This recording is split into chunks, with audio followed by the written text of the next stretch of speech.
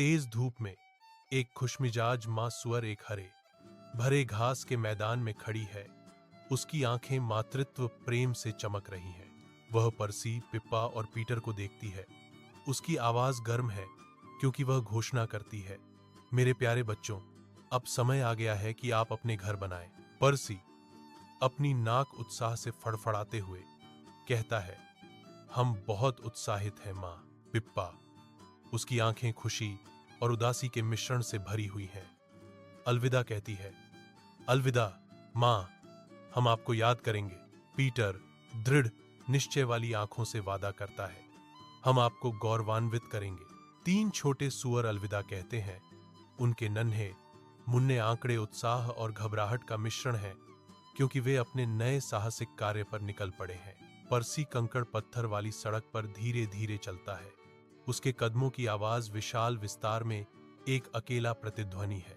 एक गाड़ी जो घास से बेतरतीब ढंग से भरी हुई है, एक थके हुए घोड़े द्वारा खींची जाती है और एक अनुभवी आदमी द्वारा चलाई जाती है।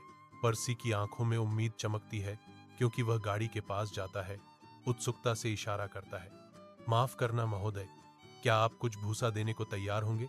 आदमी जिज्ञासा से परसी को देखता है। भूसा? तुम्हें भूसे की क्या जरूरत है लड़के? परसी की आवाज नए दृढ़ संकल्प के साथ गूंजती है। मैं एक घर बनाऊंगा, एक तिनके का घर। यानी पिप्पा एक धूप वाली सड़क पर टहलती है। उसकी आंखें उद्देश्य के साथ आसपास के वातावरण को स्कैन करती हैं। लकड़ी से भरी गाड़ी वाला एक आदमी उसका ध्यान खींचता है। क्या मैं कुछ लकड़ी ले सकता हूं कृपया? पिप्पा पूछती है। उसकी आवाज उम्मीद भरी है। दृढ़ संकल्प के साथ पिप्पा लकड़ी को इकट्ठा करती है, एक छोटा आरामदायक घर बनाती है।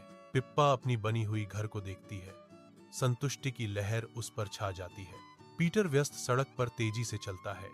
उसकी आंखें उद्देश्य के साथ आसपास के वातावरण को स्कैन करती हैं। वह अचानक रुक जाता है। एक ऐसे आदमी की ओर आकर्षित होता है जो ईंटों से लदे एक भारी गाड़ी से जूझ रहा है। पीटर की आवाज गूंजती है, परिवेशी शोर को काटती है क्योंकि वह ईंटों का अनुरोध करता है। उसके इरादे अज्ञात हैं। आस्तीन चढ़ाकर पीटर नींव रखना शुरू करता है।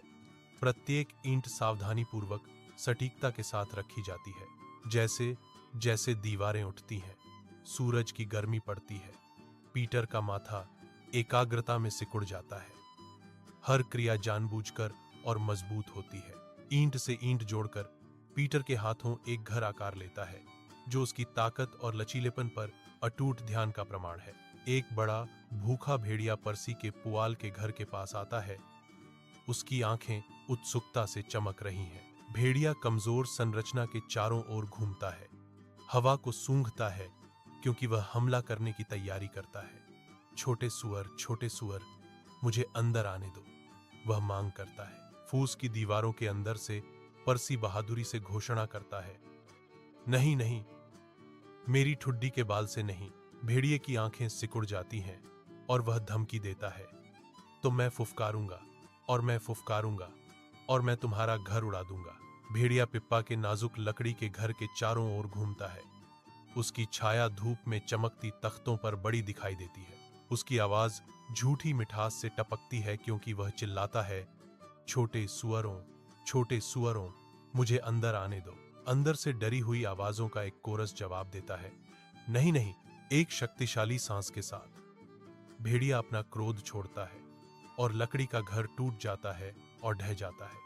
भेड़िया पीटर के मजबूत ईंट के घर की ओर बढ़ता है। उसकी छाया हर कदम के साथ लंबी होती जाती है। वह दरवाजे के सामने रुक जाता है।